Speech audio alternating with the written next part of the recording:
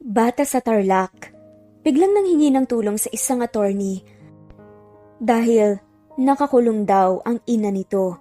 Naawa naman ang binata at may kung anong lukso siya ng dugo na naramdaman. "Sir!" Mahinahong pagtawag ng bata. Kumunot ang noo niya nang mapansing medyo marungis ang bata. Hindi naman alam ni Troy kung bakit biglang bumilis at lumakas ang tibok ng kanyang puso. "Sir, dito po ba yung mga abogado? Abogado rin po ba kayo?" Inosenteng tanong pa nga ng batang lalaki sa kanya at itinuro ang kanyang firm. Medyo napakunot noo ang lalaki at sagot nga nito, Oo, may maitutulong ba ako?" Mahinahong tanong naman niya rito. Bago sumagot ay may inabot sa kanya ang bata. Nang tignan niya yon, nakita nga niya ang saging na hawak nito. "Ito lang po kasi ang meron ako. Pwede niyo po bang tulungan si nanay? Sa inyo na lang po tong saging po.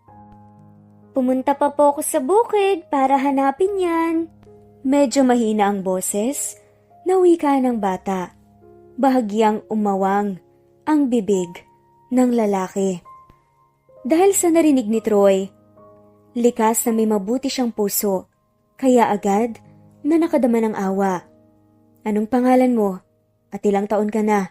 Tagasan ka?" Mahinahong tanong naman ni Troy tapos ay bahagya pang lumuhod para nga maharap ang bata. "Priam po, 6 na po ako."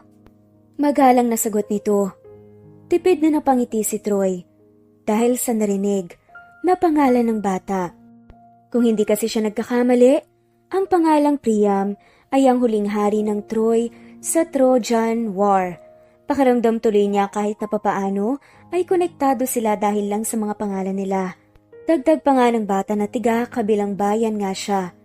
"Kabilang bayan? Paano ka nakapunta rito kung ganon?" Gulat at nalilitong tanong niya. "Naglakad po. Nagtanong-tanong po ako sa mga tao." Mas lalong dumoble ang awang nararamdaman niya dahil sa narinig. Kung iisipin ay mahigit 10 kilometro ang layo ng kabilang bayan sa law firm niya at hindi siya lubos makapaniwalang magagawang maglakad ng ganun kalayo ng batang lalaki para lang makahingi ng tulong para sa nanay nito. Priam, ano bang nangyari sa nanay mo?" Tanong ulit niya rito. "Pinagbintangan po kasi siyang nagnakaw ng alahas.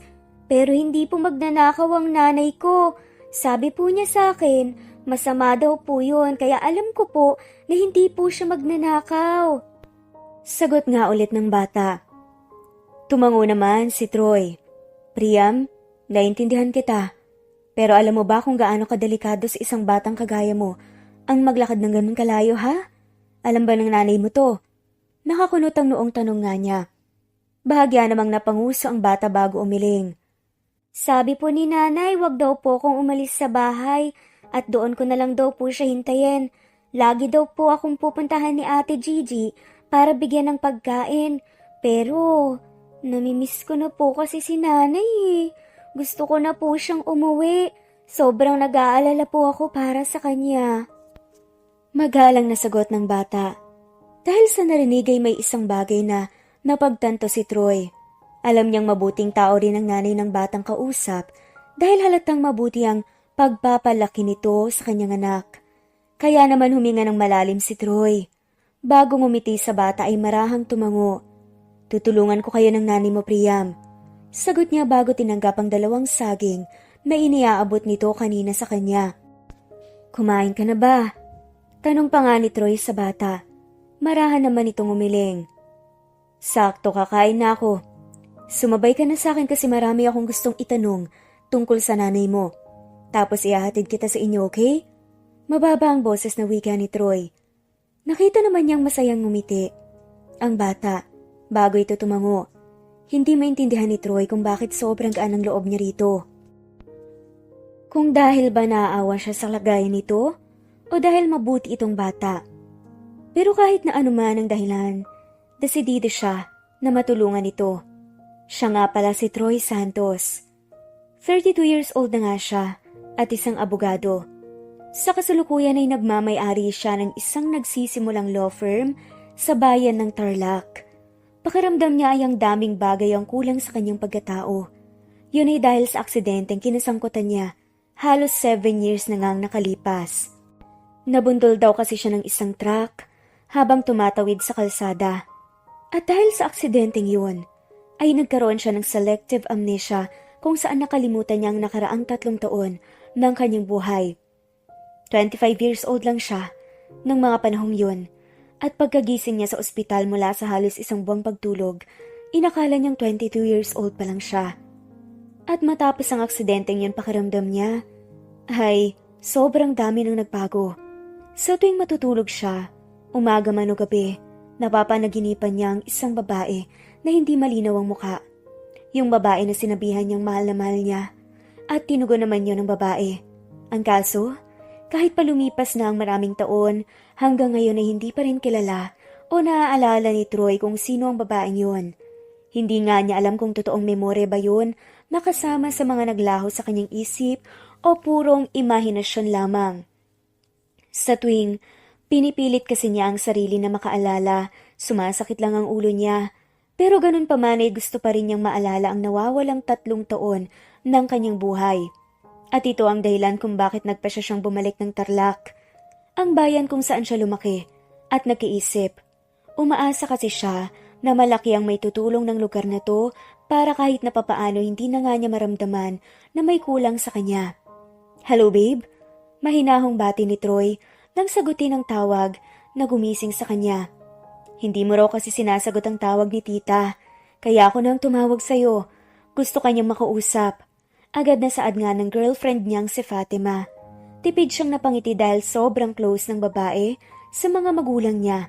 Mag-iisang taon na ang relasyon nila at kahit papakiramdam ni Troy ay hindi buo ang pagkatao niya dahil sa mga nawawalang memorya, aminado siya na gusto talaga niya ang babae. Tubong Cebu ito at doon sila nagkakilala at isang abogado rin kagaya niya.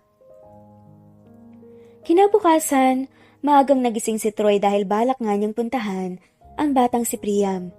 Kagabi ay sinabay niya ito sa pagkain sa labas habang tinatanong ng ilang mga impormasyon patungkol sa nanay niya. Nalaman niya na Eileen Feliciano ang pangalan ng babae. Wala daw silang ibang pamilya at 2 na lang silang magkasama sa buhay. Nalaman din niya na lumaki ang bata na walang kinikilalang ama. Nagtatrabaho daw ang nanay niya bilang isang sales lady sa isang jewelry shop sa may bayan. At may ilang mamahaling alahas daw ang nawala at siya ang napagbintangan. Sa totoo lang, hindi alam ni Troy kung totoong may kasalanan nga ang nanay ng batang si Priam. Pero desidido pa rin siyang matulungan ng mga to. "Sir Attorney!" Masaya at magiliw at nakangiting wika ng bata nang makita siya nitong bumaba sa kanyang sasakyan. Nakaupo ang bata sa harap ng bahay nila kung saan niya ito hinatid kagabi. "Magandang umaga, Priam." Masayang bati ni Troy sa bata. "Halika na?" Pag-anyaya pa nga niya rito kaya mabilis na tumungo ang bata. "Teka lang po, saan niyo dadalhin ang bata? Priam, hindi ka pwedeng basta-basta sumama na lang kahit na kanino. Naku, sasabunutan ako ng nanay mo kapag may nangyaring hindi maganda sa'yo." Sabay silang natigilan sa pag-ambang pagsakay sa sasakyan ng magsalita ang isang babae. "Ate Gigi, siya po yung abogado na sinasabi ko. Tutulungan daw po niya si nanay." Masayang wika naman ng bata. "Attorney Troy Santos, and you are?" Pagpapakilala ni Troy at naglahad pa nga ng kamay. "Ay, sorry po. Gigi po, kaibigan po ako ni Eileen. At ako ang pansamantalang tumitingin dito kay Priam." Magalang at medyo nahihiyang sagot naman ng babae bago tinanggap ang kamay nito. "Sir, okay lang naman po kung sasama rin po ako, 'di ba? Hindi naman po sa wala akong tiwala sa inyo pero sana po maintindihan niyo na nag-aalala lang ako para sa bata at hindi ko siya pwedeng hayaan na sumama na lang basta-basta sa kahit na kanino." Mahabang dagdag pa nga nito. Tipid namang ngumiti ang lalaki bago tumango. "Sure, let's go." Paanyaya na nga lamang niya at sumakay na nga sila. Agad namang sumunod ang dalawa. Tapos ay umalis na nga sila. Nang makarating sa police station kung nasaan daw sa Eileen, ay agad silang humingi ng request na makausap ito. Habang naghihintay nga ay napapangiti si Troy habang pinagmamasa ng masaya at nakangiting mukha ng batang si Priam. "Priam, anak!" Wika ng isang babae. "Nanay!" Malakas na sumigaw ang bata. Agad na lumingon si Troy sa kanyang likod at nakita ang isang magandang babae. Tatayo na nga sana siya pero agad na natigilan nang pakiramdam niya ay bahagyang sumakit at kumirot ang ulo niya. Nang makita kasi niya ang mukha ng babae, hindi niya maintindihan pero tila ba may malabong imahe siya na nakita sa likuran ng kanyang alaala. Hindi malinaw ang mukha pero nakita niya ang nakangiting labi nito, gaya ng babae sa panaginip niya. "Troy?" Nang marinig niya, nabanggitin ng babae ang pangalan niya ay sakalang siya parang bumalik sa realidad. "Kilala mo ko?" Agad na tanong nga ng lalaki sa babae. Nakita niyang kumunot ang mukha ng babae na tila ba nalilito sa nangyari. "Nanay, siya po si Sir Attorney. Tutulungan daw po niya kayo para makauwi na po kayo. Miss ko na po kayo, nanay ko eh." Puno ng lambing na wika ng bata at yumakap pa nga sa binti ng kanyang ina. Ang babae naman ay nanatiling nakatitig kay Troy. "I'm asking you, kilala mo ko?" Pag-uulit ni Troy sa tanong. Napalunok naman ng laway ang babae bago marahang umiling. Hindi. Kamukha mo lang yung kaibigan ko. Aileen nga po pala.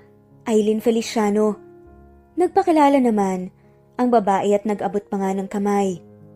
Binigyan ni Troy ng nanunukat na tingin ang babae dahil hindi ito kumbinsido sa narinig na sagot. Malakas ang pakiramdam niya. Nakasama ang babae sa mga taong nabura sa memorya niya dahil nga sa nangyaring aksidente dati.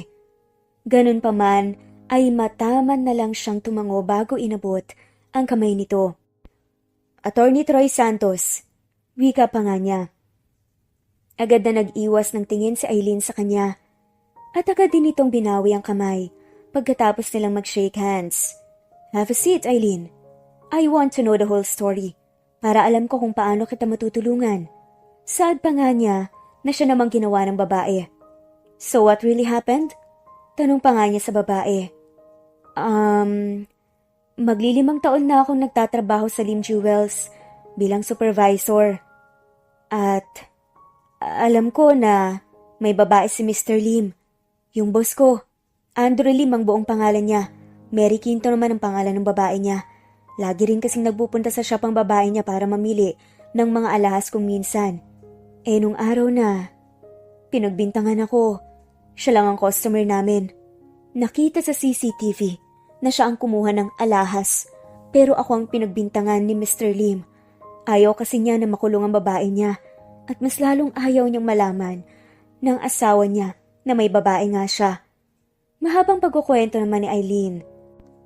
Sinubukan kong magpaliwanag pero walang nakinig sa akin at sa tingin ko nga dinilit na rin nila sa mga oras na ito ang CCTV footage. Makakalabas pa ba ako rito? May halong pag-aalala na tanong nga ni Aileen. Of course, walang pag-aalinlangang sagot naman ni attorney sa babae. Base sa nakausap kong pulis kanina, qualified theft ang sinampang kaso sa'yo and that's bailable. Papiansahan kita, pansamantala at pagbabayarin natin ang taong may sala. Dagdag pa nga ng lalaki. Nakita ni Troy na para bang nakahinga ng maluwag sa Aileen dahil sa kanyang sinabi. "Maraming salamat po, attorney. Promise, babayaran ko po ang magagastos niyo sa akin. Pagkalabas ko po rito, hahanap po ako agad ng ibang mapagkakakitaan."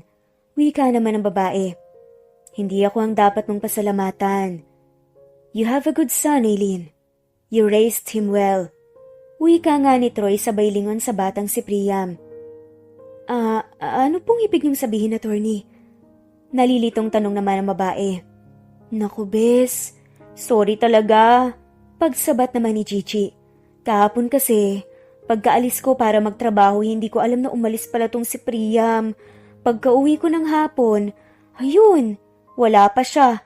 Ang akala ko nakikipaglaro lang sa mga kapitbahay. Yun pala, naglakad ng napakalayo papunta sa bayan para humingi ng tulong dito kay attorney. Kung saan-saan ko nga siya hinanap.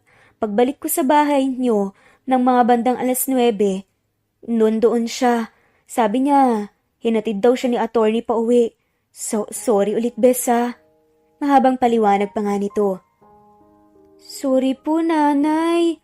Magalang na saad naman ng inosenteng bata. Napakagat sa ibabang labi si Eileen dahil sa narinig. Kasabay nun ay ang pamumuo ng luha sa mga mata niya. Hindi kasi niya inakala na magagawa yun ng kanyang anak para sa kanya. Kung normal na araw lang to, pinagalitan na nga niya ang bata dahil nga alam niyang delikado ang ginawa nito. Pero dahil sa anak niya, nagkaroon siya ng pag-asang makalabas. Anak, salamat sa tulong mo, ha. Pero please, ipangako mo na hindi mo na uulitin yun. Hindi ba sinabi ko naman sa'yo na wag kang lalayo, na hindi ako kasama, o si Ate Gigi? Mahinahong wika nga niya. Promise po, hindi na po mauulit, nanay. Sorry po. Magalang na sagot ulit ng bata. Sa huli ay tipid na lang siyang ngumiti bago tumango. Hindi naman na nag-aksaya pa ng panahon si Troy na asikasuhin ang pagpiyansa kay Eileen. Tapos ay may mga ilan pa silang napag-usapan tungkol sa nangyari. Ihatid ko na kayo. Suwestyon ni Troy pagkatapos. Hindi na. Mabilis na sagot ni Eileen na pareho nilang kinagulat. I mean, hindi na po, attorney. Masyado na po kaming nakakaabala sa'yo at sobrang laki na po ng naitulong niyo sa amin.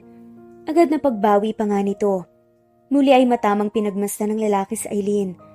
Kanina pa niya napapansin na hindi ito makatingin ng diretso sa kanyang mga mata. At dahil doon ay mas lumalakas ang hinala niya na meron itong hindi gusto na mapag-usapan. Para bang isang bagay na iniiwasan niya? Kung ano yun, hindi alam ni Troy. Alright then, I have to go now. May mga kailangan pa akong gawin sa opisina tapos pupunta ako sa Lim Jewels para tignan kung may CCTV rin ang malalapit na shops doon. Paalam nga ni Troy. Tipid lang nang umiti si Eileen bago tumango. Salamat po, attorney. Mababa ang boses. Nasaad naman ni Eileen. Sir Attorney, thank you po. Kapag binigyan po ko ng saging ulit ni Manang Lydia, bibigyan ko po kayo ulit. Magiliw na wika naman ng bata. Agad na napangiti si Troy dahil sa narinig. Tapos marahan pa nga niyang hinaplos at kinulo ang buhok ng bata bago siya nagpasyang umalis na. Pagkarating ni Troy sa opisina niya, ay ginawa na nga niya ang mga trabaho na dapat niyang gawin. Inutusan pa nga niya ang isa sa mga staffs niya na mag-research patungkol kay Andrew Lim at sa babae nitong si Mary Quinto. Bago tumating ang lunch, ay nakuha naman na nga niya ang mga impormasyong kailangan niya. Bukod doon ay nakuha rin ang staff niya ng ilang pictures kung saan magkasama ang dalawa at mukhang sweet pa. Sa tingin ni Troy, sapat na yon para magawa ang plano niya. Pagkatapos ng lunch ay hindi na nga siya nagdalawang isip pa na magpunta sa Lim Jewels. Nauna siyang dumiretso sa mga shop na malapit doon para maghanap nga ng footage kung saan makikitang pumasok sa shop ng araw na yon ang babae ni Mr. Lim na si Mary. At nang makakuha ng isa, ay hindi na nga rin siya nagdalawang isip na dumiretso sa dating pinagtatrabahuan ni Eileen para makausap ang may-ari. Walang iba kundi si Mr. Lim. Ano bang kailangan mo? May halong iritasyon na tanong sa kanya ng matandang lalaki na malaki ang tiyan. Nang makaharap na nga niya ito, nakalapag na nga rin sa lamesita ang mga pictures na nakuha ng staff niya kasama ang kabit nito. Simple lang. I want you to clear Eileen Feliciano's name. A public apology on social media will do.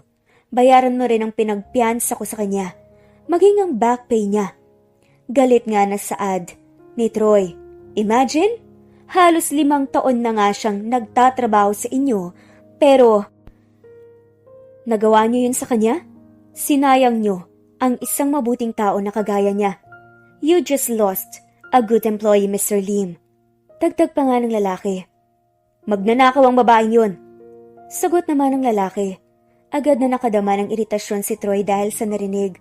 Pero kung may isang bagay man siyang natutunan bilang isang abogado, yun ay dapat mahaba ang pasensya mo sa ganitong klase ng mga tao. May kopya ako ng CCTV kung saan pumasok sa shop na ito ang babae mo nung araw na yun. From 8 a.m. nang magbukas ang shop to 10 a.m. time frame, walang ibang pumasok na customer kung hindi siya lang. Based on my research, may ilang records na rin si Mary Quinto ng shoplifting sa mga malls. Now, if you want me to do this the hard way, madali lang naman akong kausap, Mr. Lim. Sasampahan ko kayong pareho ng babae mo ng kaso for defamation. Ano rin kaya ang iisipin ng asawa at mga anak mo kapag nalaman nila na matagal mo na silang niloloko? Mababa ang boses na wika nga ni Troy. Agad pa nga siyang napangiti nang makita ang takot na rumehistro sa mukha ng lalaki. Okay. Ibibigay ko bukas ang back pay niya, pati ang pagpiansa mo sa kanya. Magpa-public apology na nga rin ako. Naiirita pa rin na saad nito, pero alam niyang wala naman siyang magagawa kung hindi sumunod. Now, we're talking. Nakangising wika naman ni Troy. But I have to say no. Ngayon mo ibigay at gawin mo ang gusto ko. Dagdag pa nito. Mas lalong napasimangot ang mukha ng lalaki dahil sa narinig. Pero sa huli ay wala ulit itong nagawa, kung hindi, ang sumunod. Nauna itong nag-post ng public apology sa kanilang social media profile at pages bago inasikaso ang pagbibilang kung magkano ang magiging back pay ni Aileen. Nang makuha ni Troy, ang kailangan niya sa lalaki ay tumayo na nga siya at iniwan na nga sa lamisita ang mga pictures na nandoon. Bago naman siya makalabas ng opisina, ay muli niya itong binalingan ng tingin at mayabang nanginisihan. By the way, baka gusto mong umuwi muna sa inyo. Naipadala ko na kasi ang kopya ng mga pictures na yan sa asawa mo. Nangaasar na wika nga niya, kaya nanlaki ang mga mata ng boss ni Aileen dati. Sabi pa nga ni Troy, I hate cheaters, Mr. Lim. I despise people na hindi magawang makontento sa kung ano ang meron sila. Kinasusuklaman ko ang mga tao na may pag-uugaling kagaya mo. Maanghang nadagdag pa nga nito bago naglakad na paalis. Oo, wala na siyang balak na kasuhan ng lalaki dahil sa ginawa nito kay Aileen. Lalo pat nakuha na nga niya ang pakay niya. Pero hindi ibig sabihin nun ay hindi na nga niya igaganti ang babae rito. Nang makasakay na nga si Troy sa kanyang sasakyan, ay mahina siyang natawa. Sobrang satisfying kasi sa part niya ang nangyari. Huminga pa nga siya ng malalim habang nakatingin sa sobre na naglalaman ng back pay ni Aileen. At least ngayon, ay may bago siyang rason para muling makita at makausap ang babae. Bukod sa pagtulong niya sa mga to, balak din kasi ni Troy makipaglapit kay Aileen dahil nga malakas ang kutob o pakiramdam niya na malaki rin ang may tutulong ng babae sa kanya para bumalik ang ilan sa mga alaala niya na matagal nang nawawala. You know something, right, Aileen? Alam ko, nakita ko sa mga mata at reaksyon mo na kakilala mo talaga ako. At nararamdaman ko yun. Hindi ko alam kung bakit parang iniiwasan mo ko pero gagawin ko ang lahat para malaman ko kung ano talaga ang naging koneksyon o relasyon nating dalawa. Bulong pa nga niya sa kanyang sarili habang nagmamaneho pabalik sa kanyang opisina. Sa mga sumunod na araw, ay sobrang naging abala ni Troy sa trabaho. Kaya naman hindi siya agad nakapunta sa bahay ni Aileen para maibigay ang pera nito. Yung back pay na nakuha niya kay Mr. Lim. Ngayong araw naman, dahil hindi naman na siya ganong kaabala, ay hindi na nga siya nagdalawang isip pa napunta ng babae. Good morning! Nakangiting bati nga niya nang makita si Aileen na abala sa pagdilig ng mga halaman na nasa bakuran ng munti nilang bahay. Where is Priam? Nakangiti pa nga ring tanong ni Troy, kunwari. Nasa school. Ano palang ginagawa mo rito? May halong pagtataka na tanong pabalik ng babae. Siya nga pala. Nakuha ko na ang back pay mo kay Mr. Lim. Medyo naging busy lang ako nitong mga nakaraang araw kaya hindi ko na ibigay sa'yo agad. Sagot naman niya. Baka kulang pa yan sa pinangpiyansa mo sa akin, attorney. Mababa ang boses na wika naman ng babae. Binayaran din ni Mr. Lim ang pinangpiyansa ko sa'yo. Agad na sagot naman niya. I suppose nakita mo na rin ang public apology niya? Tanong pa nga ni Troy at marahang tumango sa Aileen. Salamat ulit. Inulan nga sila ng bash dahil sa nangyari eh. Maging yung mga dati kong katrabaho doon, nagsialisan na. Ngayon daw ang hirap nilang humanap ng bagong empleyado. Bukod doon ay nakipaghiwalay pa ata ang asawa ni Mr. Lim sa kanya. Sa totoo lang, attorney, hindi ako masaya sa nangyari. Kahit pa nagawa niya sa akin yun pero maraming salamat ulit sa tulong mo. Mahabang dagdag pa nga nito. Ginawa ko lang ang alam ko ang tama, Aileen. At isa pa, deserve niya ang mga nangyari sa kanya. Hindi naman mangyayari ang mga yon kung mabuti siyang tao. Wika naman ang lalaki. Anyways, tanggapin mo na to. Alam kong makatutulong ito sa'yo para makapagsimula ka ulit. Nakangiti at mahinahong dagdag pa nga niya bago inabot sa babae ang hawak na sobre na may lamang pera. Nag-aalangan man ay tinanggap pa rin yun ng babae bago tipid na ngumiti. Salamat ulit. Kung wala ka pang nahahanap ng trabaho, pwede kitang bigyan ng trabaho sa firm ko. I mean, you can be my secretary. Saad ng lalaki na pareho nilang kinagulat. Sa totoo lang, ay gusto kasing makagawa ni Troy ng dahilan para makasama lagi ang babae. Dahil gaya ng sinabi niya sa kanyang sarili, ramdam niya, nakakilala siya nito. Hindi niya alam kung ano ang koneksyon nila noon. At alam niya, na paulit-ulit na nga niyang sinasabi ito sa isip niya. Pero naniniwala siya na malaki talaga ang maitutulong ni Aileen sa kanya. Nag-submit na kasi ako ng mga application sa ibang mga kumpanya. Pero salamat pa rin sa offer. Mababa ang boses na sagot ng babae tapos nag-iwas pa ng tingin. Why do I feel like you were avoiding me? Seryosong tanong naman niya. Kaya gulat namang napalingon sa kanya si Aileen. Hindi, attorney. I mean, wala naman akong rason para iwasan ka. Kung tutuusin, hindi ko nga alam kung paano kita mapapasalamatan dahil sa pagtulong mo sa akin. Sa amin. Agad na sagot naman ni Aileen. Hindi mo ako iniiwasan pero ayaw mong ihatid ko kayo nung araw na yon? Hindi mo ako iniiwasan pero tinanggihan mo ngayon ang trabaho na gusto kong ibigay sa'yo. Hindi mo ako iniiwasan pero hindi mo man lang ako pinapapasok sa bakuran nyo. Tama ka. Mukhang hindi mo nga ako iniiwasan.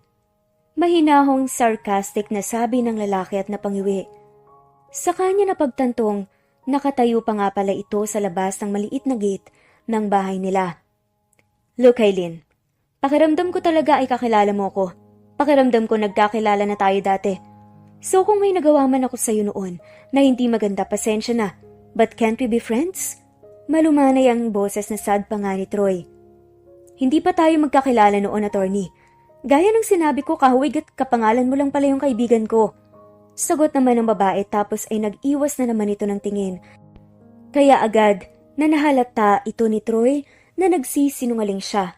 You are not a good liar. Ni hindi ka nga makatingin ng diretso sa akin. Wika naman ng lalaki. Almost 7 years ago, I got caught in a car accident.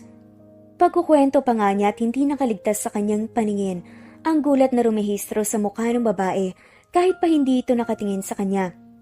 Alam kong hindi ko dapat sinasabi to because it's something that I am not proud of. Pero dahil sa aksidenteng yun, nagkaroon ako ng selective amnesia. I woke up from the hospital thinking na 22 years old pa lang ako, yung nakaraang 3 taon ng buhay ko. At alaala ko ay nawala. Kaya pasensya na kung nakukulitan ka sa akin. Pero pakiramdam ko talaga, magkakilala tayo noon at umaasa ako na sa tulong mo babalik yung mga memorya na matagal nang nawawala sa akin. Mahabang dagdag pa nga nito.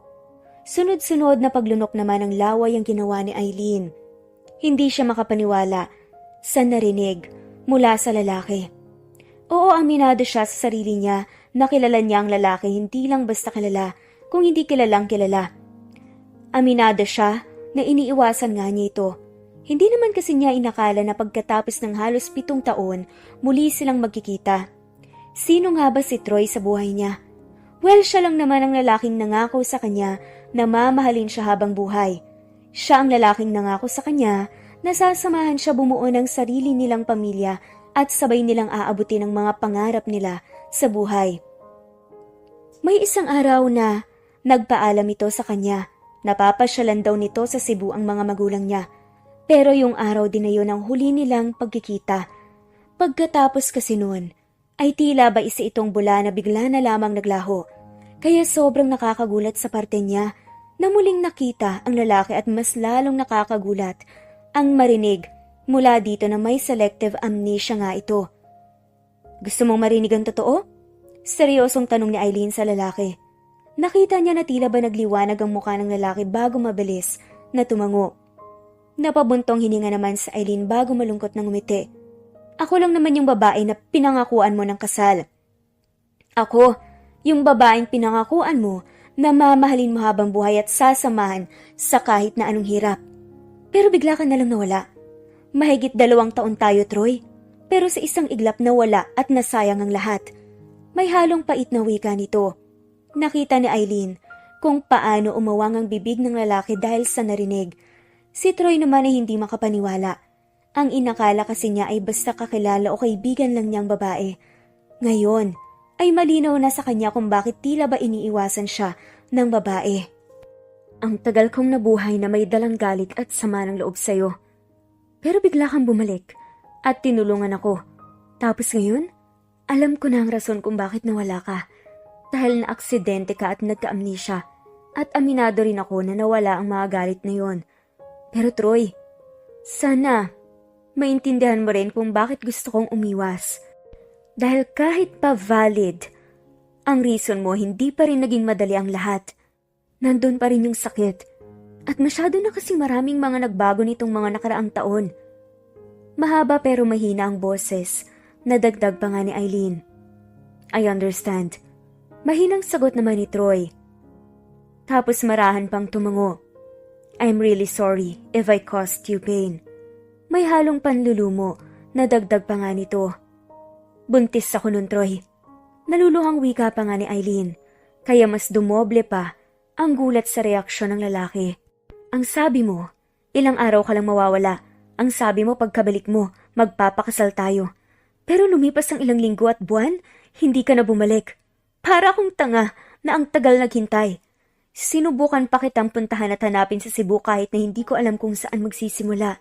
Sobrang hirap, lalo na nang mawala si nanay. Kasi, doon ko naramdaman na mag-isa na lang ako. Pero sinubukan kong lumaban para kay Priam. Dagdag pa nga nito.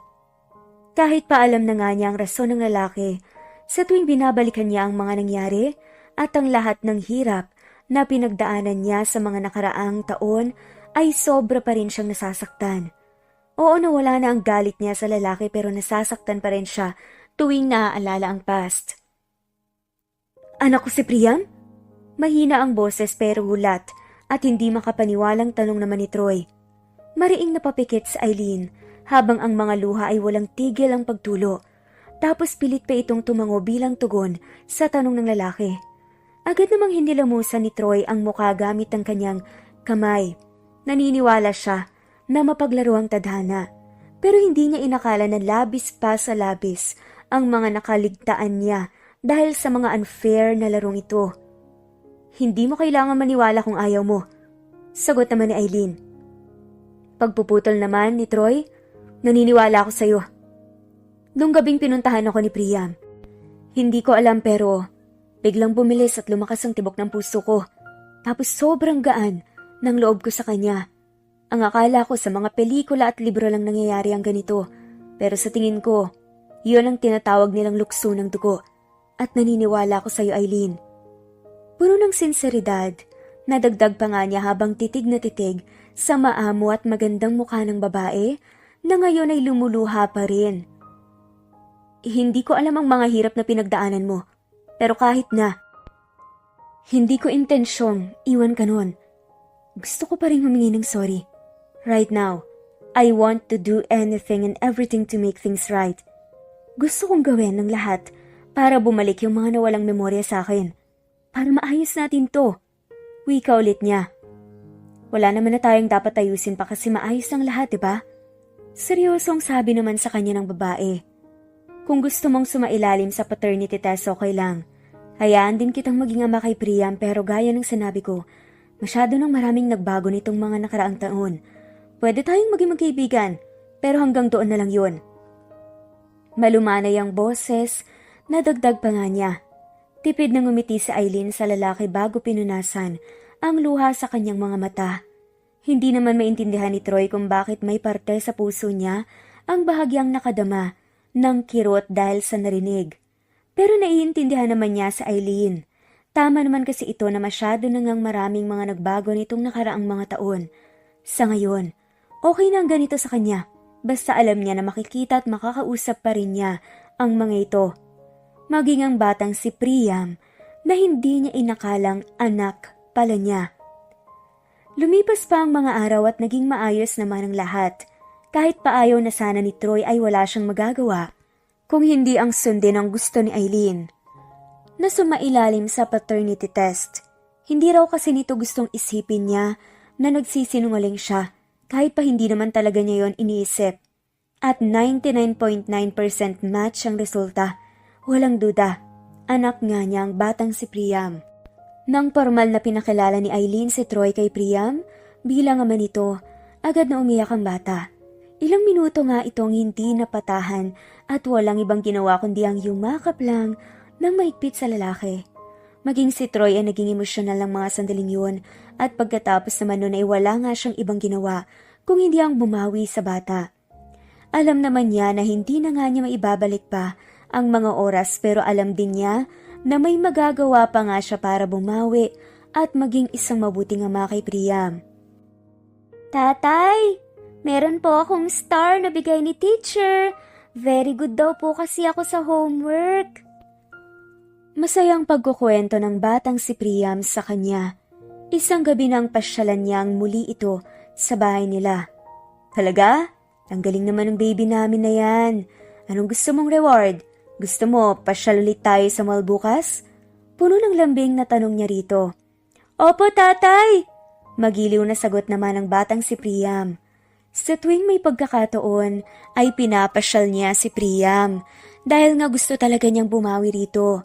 Pero may parte rin sa kanya ang ginagawa yun dahil kahit na papaano ay gusto rin niyang makasama ang nanay ng bata. Handa na ang hapunan. Dito ka na rin kumain, Troy. Pagtawag sa kanila ni Eileen na nasa kusina. Agad namang napangiti si Troy dahil pakiramdam niya ay totoo at isang buong pamilya na talaga sila. Kahit na napagkasunduan naman na nila ni Eileen na maging magkaibigan na lang para sa bata. Pagkaupo nila sa hapag, ay agad na napangiti si Troy nang makitang nilaga ang nakahain. Agad siyang napangiti dahil paborito niya ang ulam na ito.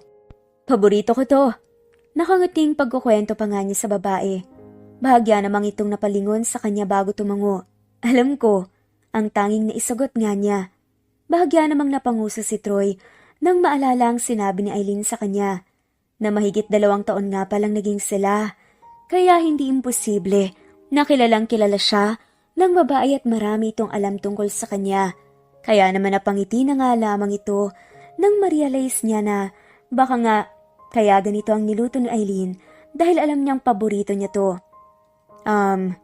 Kung hindi ka nga pala busy bukas, baka pwedeng ipasyal natin ulit ang anak natin. I mean, very good daw kasi siya sa school kanina at gusto ko sana siyang bigyan ng reward. Malumanay at nakangiting saad ni Troy habang kumakain sila. May trabaho kasi ako kayo na lang muna siguro. Pagtanggi naman ni Eileen. Natanggap na kasi ito bilang isang supervisor sa isang boutique sa mall. Dahil kahit nga papaano ay graduate naman siya ng 2 years vocational course. Hindi naman mahirap sa kanya ang humanap ng trabaho, lalo pa't nagamit din niya ang halos 5 taong experience bilang supervisor sa dating trabaho. Paano pala nun kapag may trabaho ka? Naiiwang mag-isa lagi si Priam dito kapag wala siyang pasok? Kuryosong tanong nga niya. Iniiwan ko siya kay Manang Lydia. May mga apo naman kasi yun, na kasing edad niya na nakakasama niya sa eskwelahan at nakakalaro din niya.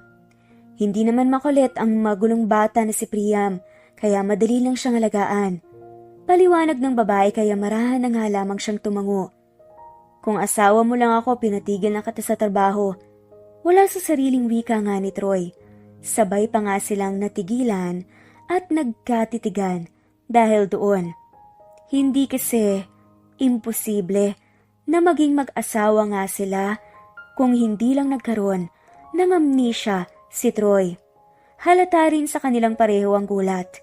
Hindi kasi inasahan ni Eileen na sasabihin ni Troy yun. Si Troy naman ay hindi makapaniwala na kusang lalabas ang mga salitang yun sa bibig niya. I mean, kung lang naman. But it doesn't mean anything. Ang gusto ko lang sanang sabihin ay para lang mas makapag-focus ka sa pag-aalaga kay Priam. May halong ka ba? Napaliwanag pa nga niya.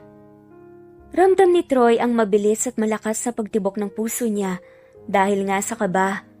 At hindi niya maintindihan kung bakit parang ang gaan ng ideya na mag-asawa nga sila. Hindi siya makapaniwalang masaya para sa kanya na isipin ang bagay na yon. Hindi ba nakakasagot si Eileen nang biglang tumunog ang cellphone ni Troy? Pagtingin niya doon ay agad siyang natigilan ng makita ang pangalan ng girlfriend niyang si Fatima na tumatawag. Agad siyang nakadama ng panlulumo kasi sa ilang araw na wala sa isip niya na may kasintahan nga pala siya. Masyado siyang nadala sa bawat araw na kasama niya ang kanyang anak na si Priam. Maging ang nanay ng bata na si Eileen. At ngayong tumatawag na nga sa kanya ang kanyang kasintahan para siyang sinampalagad ng realidad. Nakadama din siya ng konsensya dahil sa ideya na masaya siyang isipin na asawa siya ng ibang babae. Hindi si Fatima na kanyang kasalukuyang kasintahan. Excuse me. I'll just take this call. Mahinahong wika nga niya bago tumayo. Hindi naman sumagot si Eileen pero sinundan niya ng tingin ng lalaki. Nang wala na ito sa paningin niya, hindi niya alam kung bakit agad na napangiti siya. Aminado siyang sobrang bumilis ang tibok ng puso niya dahil sa narinig mula sa lalaki kanina. Nanay, bakit po kayo nakangiti? Masaya rin po ba kayo nakasama natin si tatay? Magiliw na tanong ng inosenteng bata, kaya naman peke siyang umubo at umayos ng pagkakaupo. Kain ka pa anak? Wika na nga lamang niya. Agad na iniiba ang usapan, kahit pa alam niyang wala namang kahit na anong mali siya sa isip ng kanyang anak. Nanay, masaya po ako. Malumanay na wika pa nga ng bata. Lagi po kasing sinasabi ng mga classmates ko na wala daw po akong tatay, pero may tatay na po ako. Pagkukwento pa nga nito sa kanya. Masaya ako na masaya ka anak. Ang tanging naisagot na nga lamang niya. Dahil doon ay nagpatuloy na nga lang sila sa pagkain. Pagkaraan ng ilang sandali ay bahagyang napalingon si Eileen sa nagbukas na pinto ng bahay at pumasok doon si Troy. Something came up. I have to go now. Paalam niya sa mag-ina.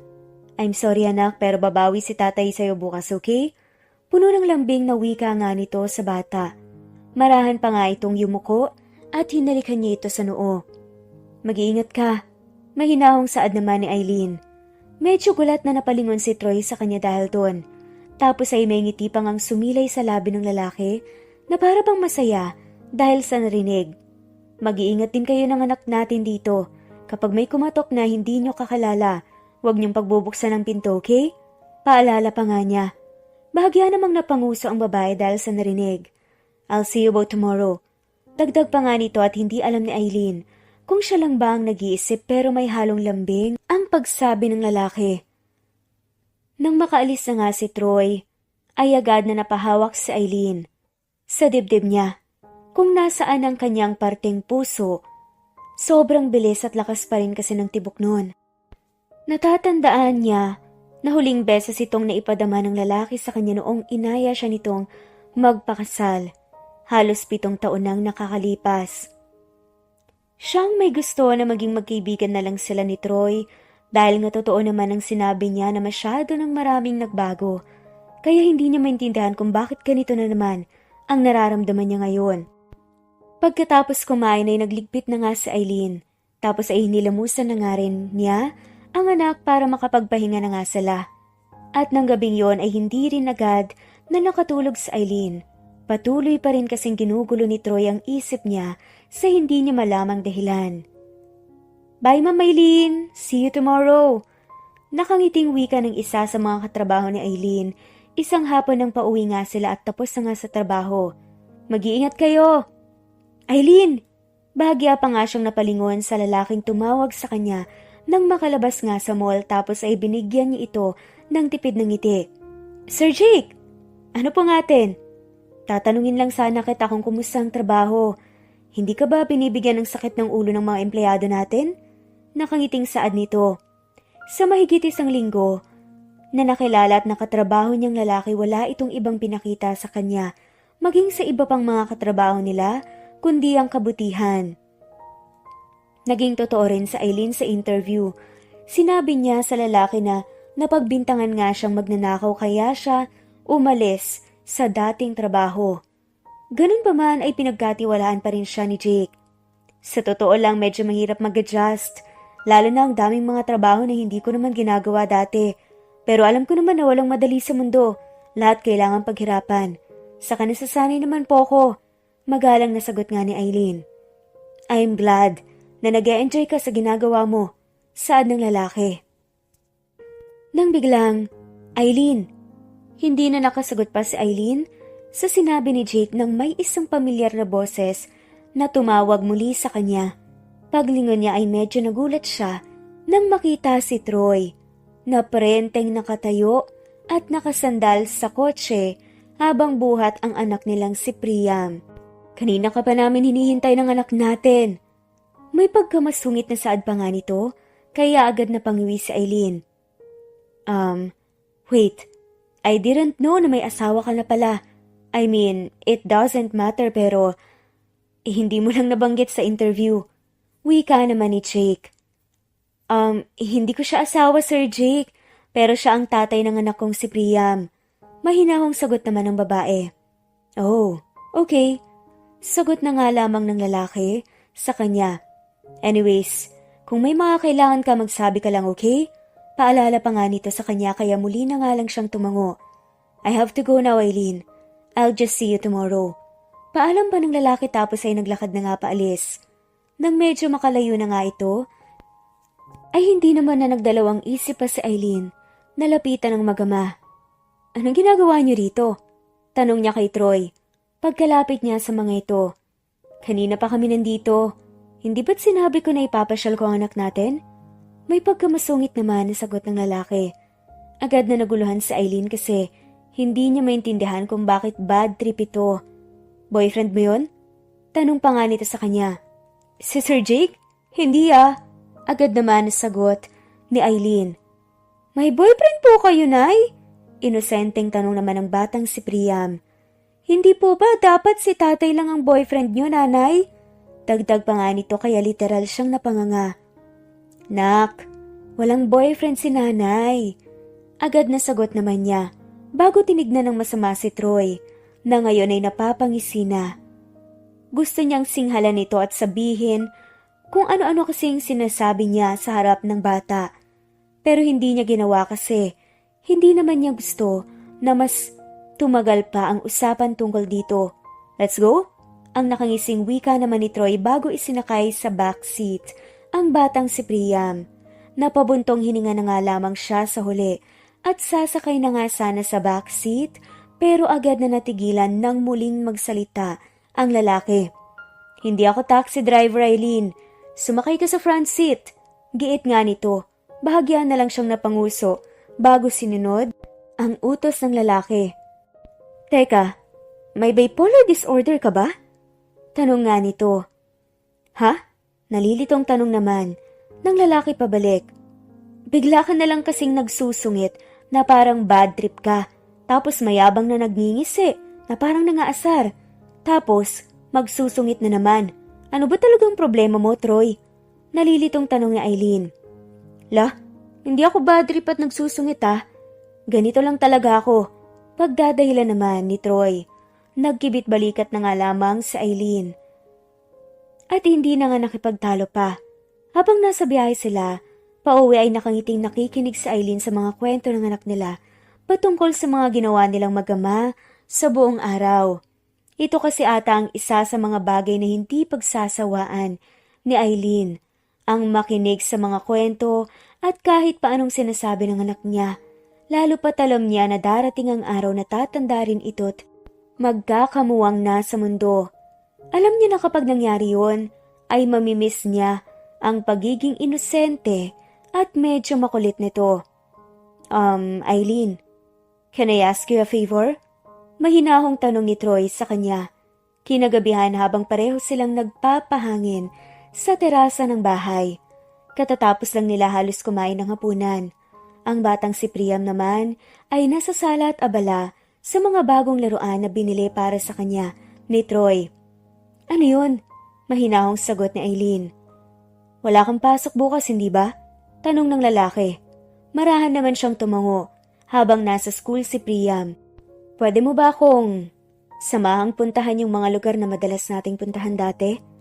I mean, baka lang kasi makatulong yun. Alam mo na bumalik yung memoryang nawala sa akin. Mababa ang boses na saad pa nga ni Troy. Saglit na natigilan sa Aileen. Dahil sa mga narinig, hindi niya maintindihan pero kinabahan siya sa ideyang yun. Kahit pa kasi ilang taon na rin ang lumipas at kahit na ipilit niyang sinasabi sa sarili niya na okay na ang lahat, medyo natatakot pa rin siya na baka may sakit na bumalik sa kanya. Ganun pa man ay hindi naman niya gustong ipagkait sa lalaki ang tulong na kaya niyang ibigay. Lalo na't mula nang magkita sila ulit, ay wala naman itong ibang pinakita sa kanya kundi ang kabutihan lang. Okay. Tanging naisagot na nga lamang ng babae na siyang nagpangiti nga kay Troy. Salamat Aileen. Puno ng sinseridad na wika pa nga nito. Kaya naman kinabukasan ay maagang nagpunta si Troy sa bahay nila. Hinatid muna nila si Priam sa eskwelahan. Tapos ay nagpa siya nga silang umalis na. Ang unang lugar na sinabi ni Aileen ay ang university na pareho nilang pinasukan noon kung saan sila nagkakilala. Graduating student ka noon. Nakaupo ka nun dito habang nagigitara. Tapos nandoon kami ng mga kaibigan ko sa kabilang bench. Kinikilig sa'yo yung mga kaibigan ko lalo na nung bigla kang lumapit sa amin tapos kinuha mo ang number ko. Pagkukwento ni Aileen habang nasa harap sila ng maraming mga bench sa loob ng university. 22 years old ako noon. Bakit kaya pati yun nawala sa isip ko? I mean, ang natatandaan ko kasi 22 years old ako at kailangan ko mag-enroll for upcoming school year. Mahinahong sagot naman ni Troy. Saglit pa siyang natahimik at pilit na sinubukang makaalala pero sa huli ay napangiwi lang siya nang maramdaman na bahagyang kumirot ang ulo niya. Sigurado ka bang okay lang ang ganito? Baka lang kasi sumasakit ang ulo mo. May halong pag-aalala naman na wika ni Aileen. Hindi naman alam ni Troy kung bakit napangiti siya sa ideya na nag-aalala sa kanya si Aileen. I'm okay. It's just that gusto ko talaga na bumalik ang mga nawalang alaala that way. Siguro, hindi ko na mararamdaman na parang may kung anong kulang sa akin. Sagot nga niya, kaya tipid na lang nang umiti ang babae. Nagtagal lang sila ng ilang minuto sa universidad, tapos ay nagpa siya na nga silang magpunta sa downtown kung nasaan ang plazas na madalas din nilang pasyalan at tambayan. Lagi tayong dito tumatambay, lalo na nung nanliligaw ka sa akin. May halong pag-aalangan na saad nga ni Aileen. Dito ang first date natin habang kumakain ng street foods. Kasi nagtitipid ka nun dahil ayaw mong humingi ng pera sa mga magulang mo. Ang sabi mo sa akin, gusto mo na pinaghihirapan mo ang lahat na meron ka. Dito rin kita sinagot.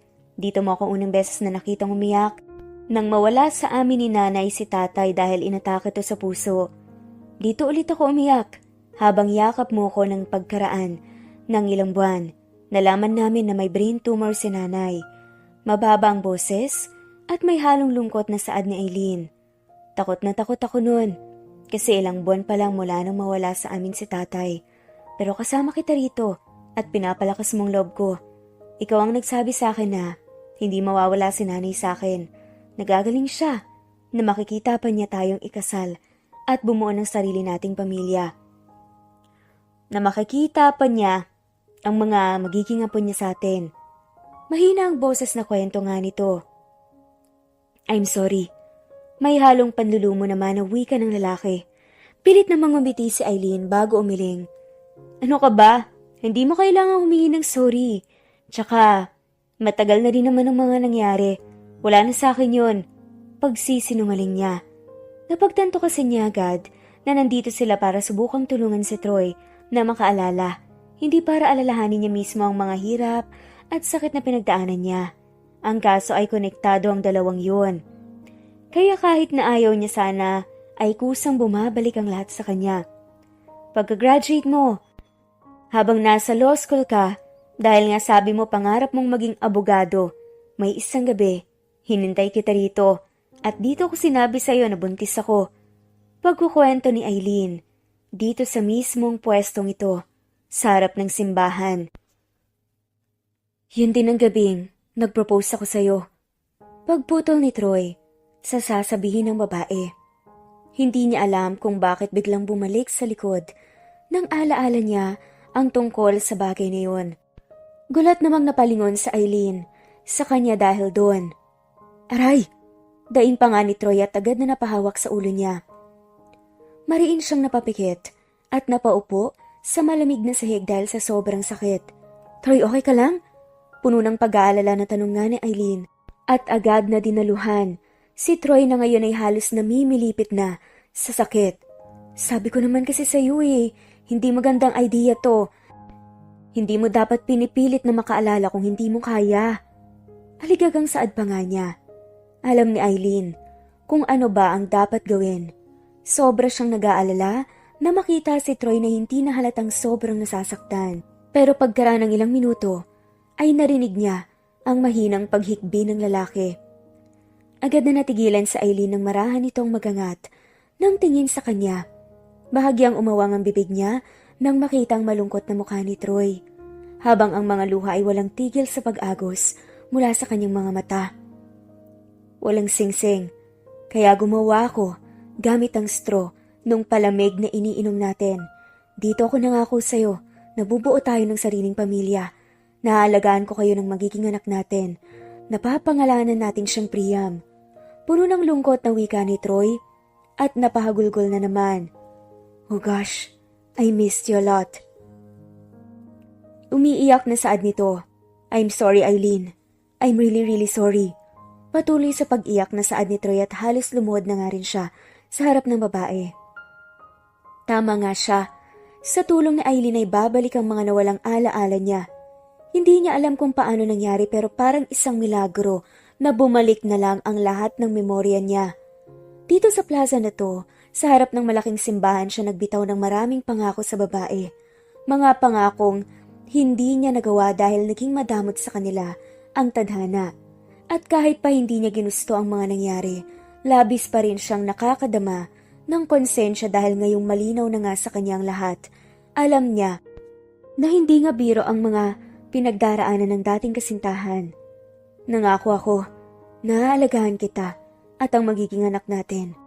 Nangako ako na babalik ako agad, pero hindi ko nagawa. Wala akong nagawa, I'm sorry. Patuloy nga na bulong pa ni Troy. Nang gabing yon matapos niyang mag-propose kay Eileen, nagpaalam din siya rito, napapasyal sa Cebu para masabi sa mga magulang niya na magkakaanak na nga siya. Gusto niyang isama si Eileen, pero hindi pumayag ito dahil nga walang maiiwan at mag-aalaga. Sa nanay niya na may sakit at nang nasa Cebu na nga ang lalaki, doon nangyari ang aksidente dati. Bigla ring bumalik sa likod ng alaala niya na habang nakahandusay siya sa malamig na lapag, parang manhid ang lahat sa kanya at wala siyang kahit na anong maramdaman. Pero nakatitig siya sa kalangitan. At isang tao lang ang kanyang nasa isip, si Eileen, ang babaeng mahal niya. Hindi mo kasalanan, Troy. Naluluha namang bulong ni Eileen. Hindi niya alam kung paano mapapatahan ng lalaki na patuloy lang sa pagiyak at paghagulgol na parabang ang daming panghihinayang at pinagsisisihan. Kaya sa huli ay mahigpit niya nga itong niyakap. Kasabay nun ay tumulo na rin ang luha sa mga mata niya. Okay ka na ba? Mahinahong tanong ni Eileen kay Troy nang makauwi na nga sila sa bahay ni Troy. Inabutan pa nga niya ito ng isang basong tubig na agad namang tinanggap ng lalaki. Yes, thank you. Malumanay na sagot nga ni Troy, tapos ay napabuntong hininga pa. Imagine, for years, ang tagal kong pinipilit na alalahanin ng lahat, pero walang nangyari. Sobra tayong pinaglaruan ng tadhana, pero tama nga ako, ikaw ang makakatulong sa akin na maalala ang lahat. Pakiramdam ko tuloy, tadhana ulit ang may pakana nito. Mahabang wika pa nga nito. Halos mamilipit ka na sa sakit kanina at hindi ko alam ang gagawin ko pero masaya ako para sa'yo. Masaya ako na alala mo na ang lahat gaya ng gusto mong mangyari. Sagot naman ni Eileen.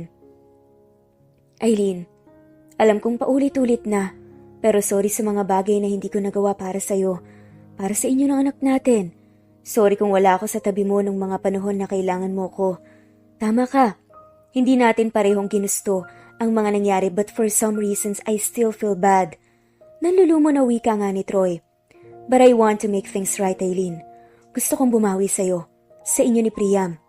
Do you think we can still work this out? Puno ng sinseridad na saad pa nga nito. Agad namang napalunok ng laway ang babae dahil sa narinig. Sa totoo lang ay gusto niya ang kaso ay natatakot siya. Lalo na't ilang linggo pa lang buhat nang magkita sila ulit at hindi siya sigurado kung gusto pa rin ba siya hanggang ngayon ng lalaki. Baka lang kasi nakukonsensya nga lang ito at ayaw naman niya itong itali sa sitwasyong hindi ito sigurado. Ayaw niyang baka magkasakitan lang sila sa huli. Sa tingin ko mas mabuti siguro kung dadahan-dahanin muna natin ang lahat. I mean, alam kong paulit-ulit na, pero marami ng mga nagbago. Kung ako ang tatanungin mo, oo, aminado ako na gusto kong mabigyan ng isang buong pamilya si Priam. Pero ayoko naman na baka magkasakitan lang tayo sa huli kasi confused ka lang pala sa nararamdaman mo dahil nga kababalik lang ng alaala mo. Kaya mas maigi siguro kung dadahan-dahanin natin ang lahat. At tignan natin kung saan tayo dadalhin ng tadhana sa puntong to. Mahaba at malumanay na sagot ni Aileen.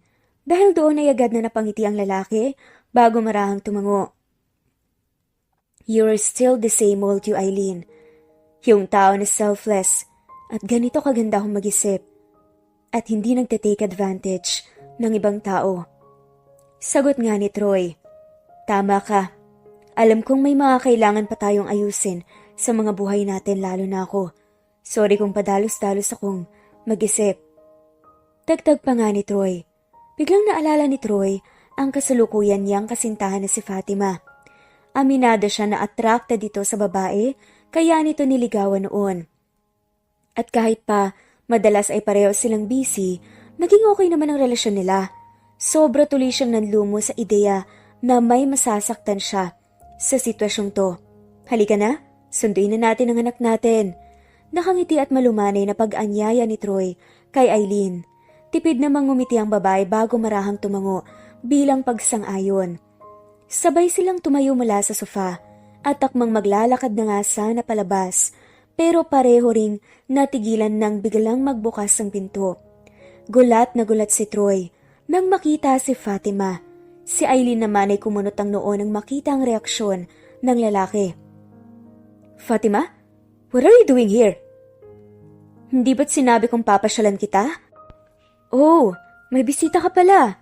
Dagdag pa nga ni Fatima nang mapalingon kay Aileen. Hi, I'm Fatima, Troy's girlfriend. Pagpapakilala nito sa kanya. Aileen, kaibigan ni Troy. Sagot naman ni Aileen bago tinanggap ang nakalahad nitong kamay. Agad na nakadama ng kirot sa dibdib si Aileen sa ideyang may kasintahan si Troy. Nagtataka siya kung bakit gusto ni Troy na ayusin ang meron sila. Napagkasunduan pa nga nila ngayon lang na dadahan-dahanin ng lahat pero may kasintahan na pala ito. Hindi tuloy niya maiwasang hindi makadama ng disappointment. May iwan ko na kayo rito. Agad na paalam pa nga ni Aileen. Alam kasi niyang kailangan niyang bigyan ng oras ang dalawa na makapag-usap. Hindi na nga niya hinintay na sumagot ang dalawa at nagmamadali ng umalis para sunduin ang anak na si Priam. Hindi ako naniniwala na magkaibigan lang kayo. Walang emosyong wika naman ni Fatima kay Troy nang silang dalawa na lang ang nasa bahay. Are you cheating on me, Troy? May halong diin na tanong pa nito. Of course not. Agad na sagot ng lalaki. I have something important to tell you. Panimula pa nga nito.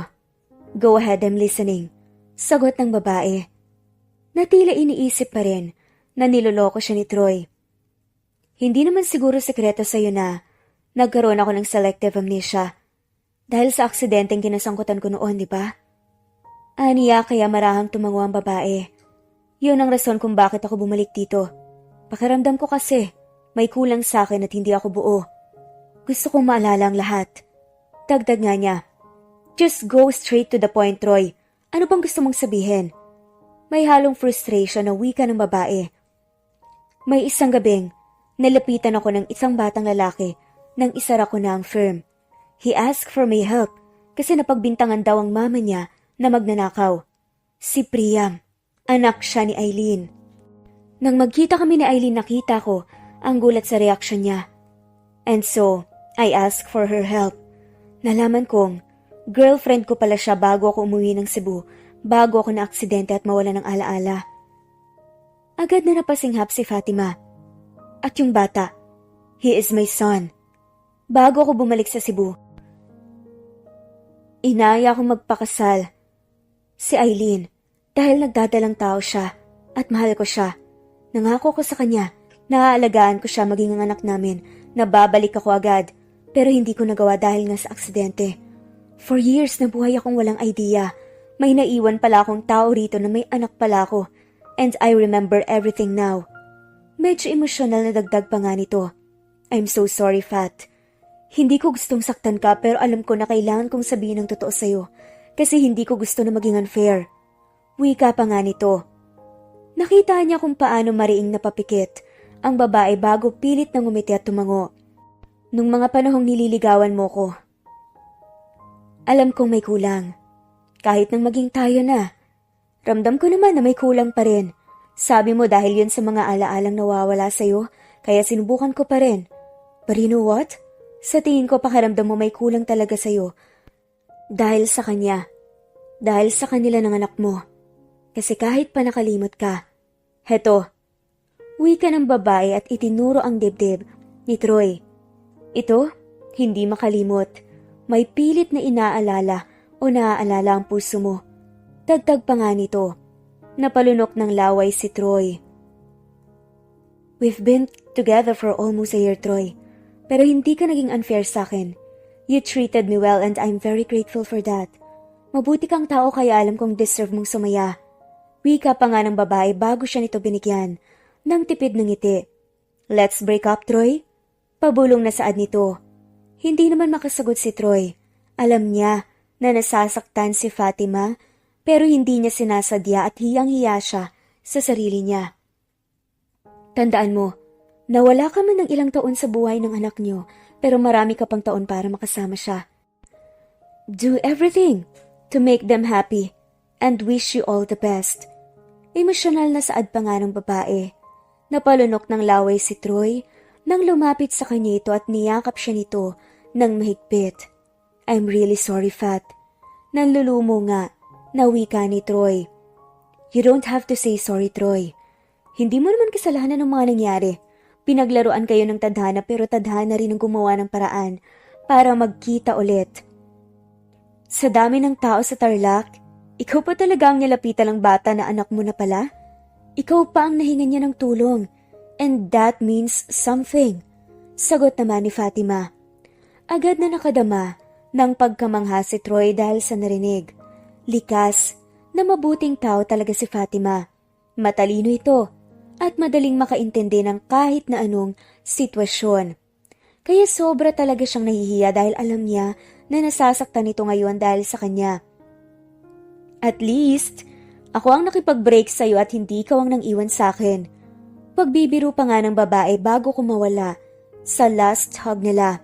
But seriously, Troy, alam kong nag-aalala ka sa akin and I'll be fine. Gaya ng sinabi ko, deserve mong sumaya at alam kong tuluyan ka lang na magiging masaya kapag kasama mo sila. So don't worry about me and just follow your heart. Puno ng sinseridad ng wika pa nga ng babae. I'm really sorry, Fat, and thank you. Mababa ang boses na sagot naman ni Troy. Well, pakihatid na lang ako sa airport nang makabawi ka naman sa akin. Pagbibiro pa nga nito. Umuwi na nga muna siya para matawagan ang mga magulang niya at masabi sa mga ito ang mga nangyari. Nakukonsensya man siya na may nasaktang tao dahil sa kanya, hindi naman niya gusto na mauwi sa wala ang pagpaparaya ni Fatima. Kaya sa puntong to, sigurado at desidido na nga siya sa gusto niyang gawin. At yun ay ang buuin ng pamilya niya. Hi, flowers for you. Nakangiti At may halong kaba na bati ni Troy kinagabihan nang makarating siya sa munting bahay ni Eileen. Para siyang isang teenager na nahihiyang umakyat ng ligaw habang may hawak pang bulaklak. "Anong ginagawa mo rito? Nasaan ang girlfriend mo?" Agad na tanong naman sa kanya ng babae. Hindi alam ni Troy kung mapapangiwi siya o mapapangiti dahil hindi nakakatakas kay Eileen ang konting pait sa boses nito. "We already talked. And bumalik na siya ng Cebu. Nagpa siya kaming maghiwalay na." Malumanay na wika nga ni Troy. "Naghiwalay kayo? Kaya ka nandito at binibigyan ako ng bulaklak?" Hindi makapaniwalang tanong naman ng babae. Napailing si Troy. "No, it's not like that. I mean," huminga siya ng malalim at napabuntong hininga. "Mula nang mangyari ang aksidente at may nawalang mga alaala sa akin, lagi kong napapanaginipan ang isang babae. Sinasabi ko sa babaeng yun na mahal ko siya at sinusuklian naman niya. I honestly thought that it was just a fragment of my imagination. Kaya naman sinubukan kong pumasok sa isang relasyon in hopes na mawawala at matitigil yun. Pero ngayon malinaw na sa akin ang lahat. Ikaw, ang babaeng nasa panaginip ko, Eileen. Kasi tama si Fatima. Nakalimot ang isip ko pero hindi ang puso ko." Mahabang paliwanag pa nga nito. Agad na napalunok ng laway si Eileen dahil sa narinig. Aminado kasi siya na agad siyang nakadama ng kilig dahil sa sinabi ng lalaki. "Alam kong baka mahirap para sa'yo na paniwalaan tong mga sinasabi ko. But trust me, maayos kaming nag-uusap ang naghiwalay ni Fatima. Well, siya ang nakipaghiwalay sa akin pero yun din naman ang balak kong gawin. Kasi hindi ko siya gusto na mas paasahin pa. Kasi hindi ko gusto na mas maging unfair sa kanya. And that is because we shared the same resolve. Gusto ko na bumawi sa inyong dalawa ng anak natin. At ganun din ang gusto niyang gawin ko." Puno ng sinseridad na wika ni Troy. "Naniniwala ako sa'yo." Mababang boses naman na sagot ni Eileen. Mula kasi noon ay kilalang kilala niya ang lalaki at alam niyang hindi ito sinungaling. "You said we'll take everything slow, right?" Mahinahon at puno ng pag-asa. Natanong pa nga ng lalaki.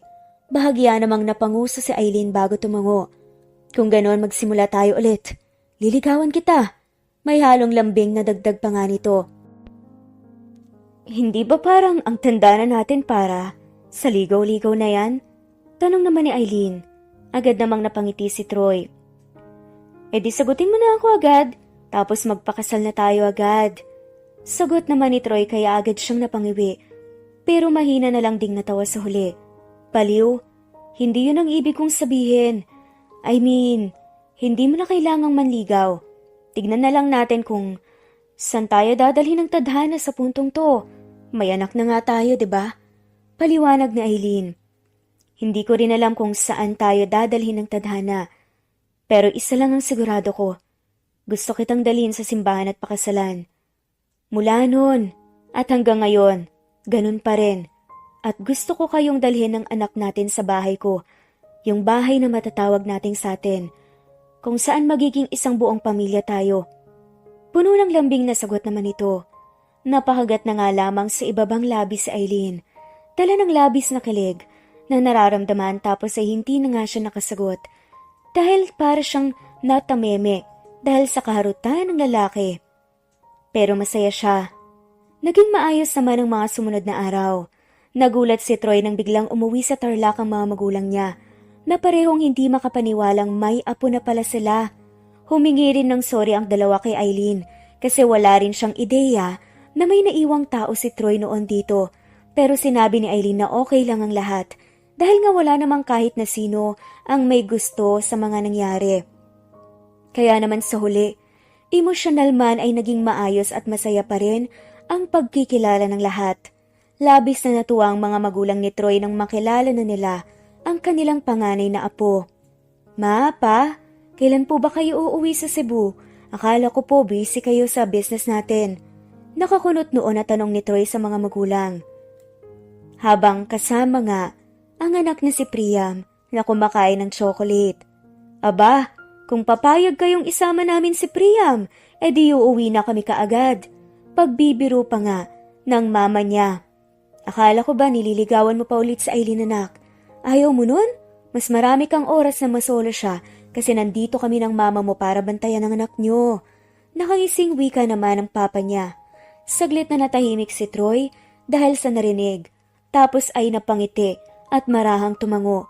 Kung sa bagay ay may punto naman ito. Halos 1 linggo na nga rin siyang nanliligaw kay Aileen at ginagawa niya ang makakaya niya para makabawi at mapasaya ito. Sabi niya sa sarili niya na matyaga siyang maghihintay na sagutin siya ng babae. Kaso sa puntong to naiinip siya, hindi dahil nagsasawa na siya sa panliligaw o panunuyo, kundi dahil lagi siyang naaakit sa pula nitong labi. Wala pa kasi siyang karapatan sa ngayon na halikan si Aileen. Nirerespeto niya ito kaya gusto niya na mapasagot na ito agad para magawa na nga niya itong mahalikan sa kahit kailan na gusto niya. You know what? I think you're right. Nakangiting sagot ni Troy sa papa niya. Aalis muna ako. Baka hindi na po kami dito kakain ng dinner. Natatawang paalam nga ni Troy bago nagmamadaling lumabas ng bahay at sumakay sa sasakyan niya. Hapon na yon at minuto lang ay matatapos na nga sa trabaho si Aileen kaya balak niya itong sunduin at i-date. Pagkarating sa harap ng mall ay agad siyang naghintay at pagkaraan naman ng ilang minuto, agad siyang napangiwi at nakadama ng konting selos nang makita si Aileen na kasabay ang manager nitong si Jake na lumabas. Nagtatawanan pa ang dalawa. Nandito na pala ang sundo mo. I'll see you tomorrow, Aileen. Nakangiting wika ni Jake at kumaway pa. Halos paikuti naman ni Troy ang mga mata, dala ng iritasyong nararamdaman sa lalaki. Kahit pa wala namang mali siya ang pagiging magkaibigan ng dalawa, hindi niya alam pero naiirita talaga siya sa lalaking yun. Ba't mukhang bad trip ka na naman? Natatawang tanong ni Aileen sa kanya. Mukhang masaya ka kasi kasama ang pangit na yun. Bulong naman ni Troy pero narinig yun ni Aileen kaya mahina itong natawa. Nagsiselos ka ba? At saka ang gwapo kaya ni Sir Jake. Tila na nga asar pa nga saad ni Aileen, kaya mas dumoble ang selos na nararamdaman ni Troy. Pero mas pogi ka pa rin. Bulong pa nito.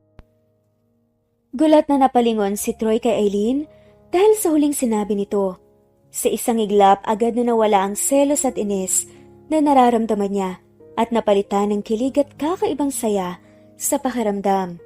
Pakiulit nga, hindi ko narinig eh. Pagmamaang-maangan pa nga niya. Mahina na lang natawa si Aileen bago binuksan ang pinto ng sasakyan. Ang sabi ko, gutom na ako kaya halika na. Natatawang sagot niya. Ang akala ni Aileen ay dire-diretso nga siya papunta sa bahay ni na Troy. Pero napangiti lang siya nang makitang dinala siya ng lalaki sa plaza. Doon naglakad-lakad sila habang nagkukwentuhan at kumakain ng street foods. Gaya ng dati nilang ginagawa bago sila pinaglaruan ng tadhana. Bakit ba lagi mo akong dinadala rito? Curious ang tanong ni Aileen sa lalaki. Dito kasi kita laging dinadala noong unang beses na niligawan kita. At dito mo rin ako sinagot. Baka lang naman sagutin mo ulit ako agad kapag lagi tayong nagpupunta rito. Walang prenong sabi nga ni Troy. Ano bang isasagot ko? Wala ka namang tinatanong ah. Napapangiti na tanong ni Aileen. Pwede na bang maging tayo ulit? Agad na tanong naman ni Troy.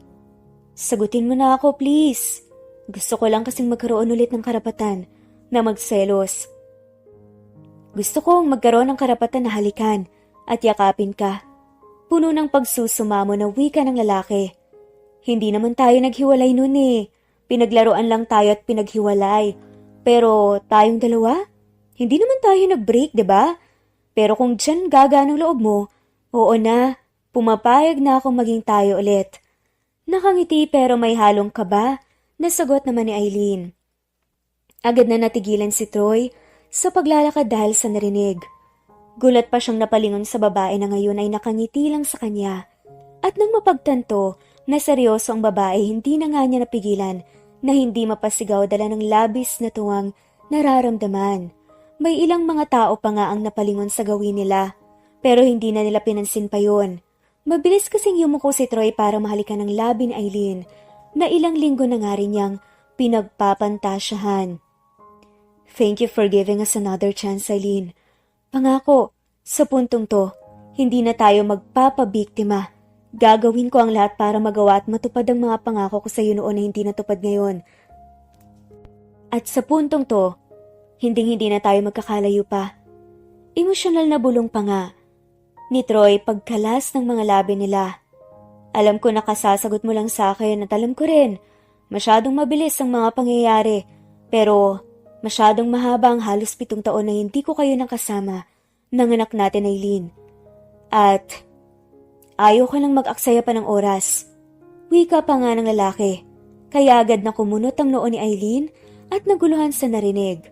Gulat na gulat naman siya nang makitang may inilabas si Troy mula sa bulsa nito. Isa yung gold ring na may diamante pa, tapos ay bahagya pa itong lumuhod sa harap niya. Noon, hindi ko kayang bilhan ka ng ganito kaya singsing na gawa sa straw ng palamig ang naibigay ko sa'yo. Dito sa pwestong to, sa harap mismo ng malaking simbahan, inaya kitang magpakasal at yon ang gusto kong gawin ulit ngayon. Pakasalan mo ko, Aileen. Please, bumuo tayo ng pamilya na magkasama. Emosyonal at puno ng pagsusumamo na pakiusap pa nga nito. Agad naman na may namuong mga luha sa mata ni Aileen bago sunod-sunod na tumango. Oo, Troy. Oo! Masayang sagot niya habang lumuluha ang mga mata. Pagkasuot ni Troy sa kanyang ng singsing, ay muling tumayo ang lalaki mula sa pagkakaluhod para muli siyang mahalikan. Sa labi, nagulat pa nga sila pareho nang bigla silang inulan ng palakpakan. Saka lang nila napansing sobrang daming tao pala ang nanonood sa eksena nila. Mahinang natawa si Troy dahil sa nangyari. Si Aileen naman ay nakadama ng hiya, kaya naman itinago na lang niya ang mukha niya sa matipunong dibdib ng lalaki. Si Troy naman agad na niyakap ng mahigpit ang babaeng minamahal. Naging masaya at maayos pa ang mga sumunod na araw. Habang pinaghahandaan nila, ang nalalapit na kasal ay inaya ni Troy si Aileen at ang anak nilang tumira sa bahay niya. At masaya namang pumayag ang mag-ina niya. Pagkatapos ng maghigit 1 buwang preparasyon, sa wakas ikinasal na nga sila at naging legal na mag-asawa. Hindi naging madali ang pagsasama nila bilang mag-asawa dahil nariyan pa rin ang minsang alitan at tampuhan. Pero nagagawa naman nilang ayusin agad ang lahat at hindi na pinapatagal pa ang hindi pagkakaintindihan. Tapos ay nakangiti, magaan ang loob, masaya at puno ng pagmamahal. Silang matutulog sa gabi ng magkatabi. Pagkalipas ng halos 2 taon, muli silang biniyayaan ng isa pang anghel. Sa puntong yon ay babae naman na pinangalanan nga nilang Prim. Dahil sa pagdating ng panibagong anghel na si Prim sa buhay nila, mas lalong naging masaya ang kanilang pamilya at mas lalo ring tumibay ang kanilang pagmamahalan at pagsasama. Kung iisipin, ay sobrang mapaglaro nga ng tadhana. Yung tipong pahihirapan nito tayo ng sobra. Hanggang sa pakiramdam natin ubus na nga tayo. Pero tadhana rin ang gagawa mismo ng paraan para makamit natin ang bagay o makasama ang mga taong para sa atin talaga. Kung noon, pakiramdam ni Troy ay parang may kulang sa kanya. Ngayon pakiramdam niya ay buo at kompleto na nga siya. At halos sumobra pa nga ata sa blessings dahil nga sa magandang pamilya na binuo nila ni Aileen. Kung noon naman pakiramdam ni Aileen, mag-isa siya at puro hirap ang kanyang pinagdaraanan, ngayon naman ay sobra-sobrang pagmamahal ang natatanggap niya mula kay Troy. Pinaramdam ni Troy sa kanya na hindi siya nag-iisa. Nakasama niya ito at ang 2 nilang anak. Sa tingin nila ay wala na nga silang mahihiling pa dahil nga kontento at masaya na nga sila sa buhay nila. Kung iisipin din nating mabuti ay sobrang simple lang nang naging kwento ng buhay pag-ibig nila pero kapupulutan naman ng maraming aral. Aral patungkol sa pagmamahal sa magulang at pamilya. Aral patungkol sa pagpapatuloy at paglaban sa buhay kahit na gaano kahirap at kasakit. Aral na pagpapatawad at iba pa. At ang mga aral na to, tiyak na dadalhin nila sa mga pagsubok na pwede pa nilang harapin sa buhay. Sana, kagaya nila, dalhin din natin ang mga aral na to. Hanggang dito na lamang po. Maraming salamat po sa pakikinig.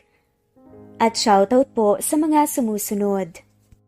Ligaya Carillo, Gloria Escobar, Anita Hernando, Augustus Rafanan, Arnaldo Vihar, Jomar Olaes, Lydia Bacus, Josephine Ramos, at shoutout na rin po sa lahat ng mga walang sawang sumusubaybay. Maraming salamat po at muli. Ito ang Cat Amazing Stories PH. Thanks for listening and God bless everyone.